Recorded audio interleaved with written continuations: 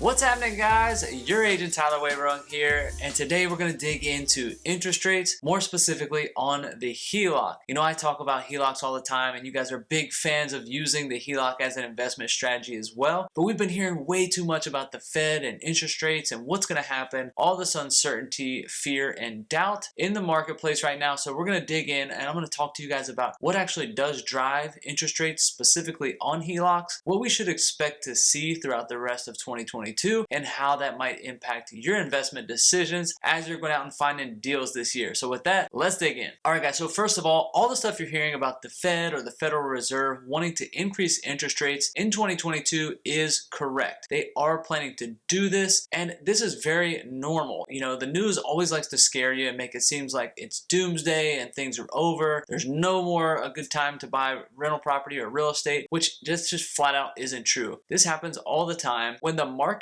is hot or the economy is doing great, the Fed typically likes to increase interest rates to kind of slow things down. And when things are in bad shape, you know, like when Corona hit in early 2020, you know, that's when the big sharp decrease in interest rates hit to kind of start to turn around or give people incentives to go out and buy things, put things out into the economy to stimulate the economy. So this is a very natural supply and demand. I think everyone knows the real estate market is on fire. The economy is doing great. So they need to start to creep interest rates back up to slow inflation down and start to get the economy back on track. Now, a lot of people think housing is going to just take a dive, but my personal belief, and those in which I follow all believe, instead of just seeing a meteoric climb like this, it will just slightly slow down. We're not going to see things tip back the other way, at least not anytime soon. All right, so now I want to dig into what the Fed actually does control and how that impacts interest rates. A big misconception is that the Fed controls mortgage rates and mortgage interest rates, which just flat out isn't true. The Fed only has control of something called the federal fund rate. Now, you really don't need to know this, but I'll just quickly cover it. They control the federal fund rate, which a lot of other things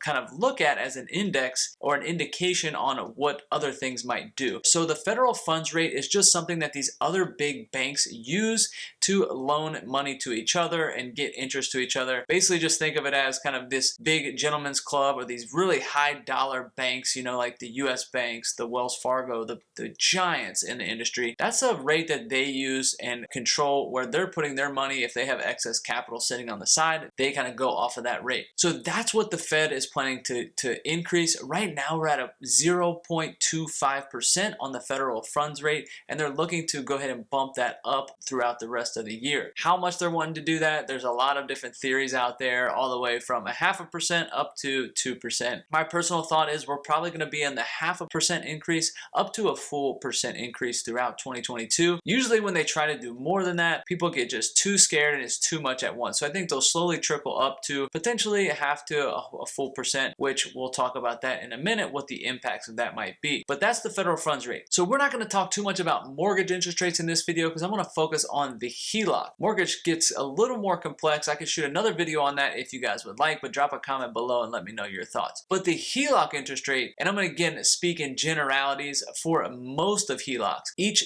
small community bank can create their own HELOC product that they can sell to you. So there's no way I could cover all the scenarios here, but for the majority's sake, if you get a HELOC from a big bank, this is likely going to be the case. The HELOC typically trends based off of something called the prime rate. Now, I won't get into all the details, but what you need to know here and how it correlates back to what the Fed's doing is the prime rate is typically 3% above the federal funds rate. So the federal funds rate, like I said before, was about 0.25%, and the prime rate was around 3%. Now, how that correlates to HELOCs is for most cases, they'll say your HELOC interest rate is prime plus 2 or 3%. Now they can be plus X percent, whatever, you know, each bank varies, but for most cases I've seen between 2 and 3. So we've got the federal funds rate at 0.25, then the prime rate is usually 3% higher, and then if your rate is prime plus 2 to 3, you're looking at a 5 to 6% interest rate on your HELOC. So that's how all that correlates, and how the Fed bumping that federal funds rate up will also likely just keep bumping your prime rate up, which will get to your HELOC. So all that being said, how that might impact you this year is whatever your interest rate is today,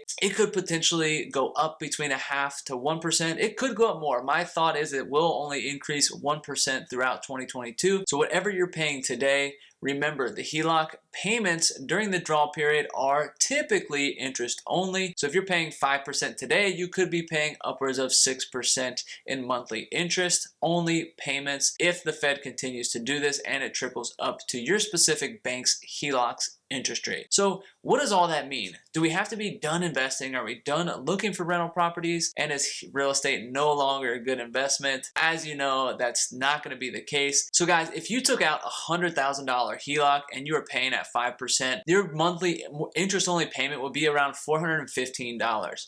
Now, if it jumped a full 1% and now we're at a 6% monthly interest rate, your payment would now go up to $500. So we're looking at an $85 difference on monthly payments. So worst case scenario, if you are worried about this, underwrite your deals based on paying a 6 or 7% just to give yourself that little bit of buffer. But guys, if the deals you're buying have slim enough margins where $80 or $100 or even $200 a month is going to throw the whole deal off, then you might want to just consider tightening up your underwriting and being more conservative on how much you need to buy the deal for in order for it to make sense. So that's never a bad thing to kind of go back and look at how you're underwriting deals, tighten things up a little bit, give yourself a little more wiggle room, but don't be afraid that this is going to completely derail your investment strategy. As you guys know, I'm a big fan of HELOCs for short-term endeavors. I never like to put anything more than 12 months out on a HELOC. In the worst case, if you're buying a smoking hot deal, potentially go out to 24 months before you get that paid off and put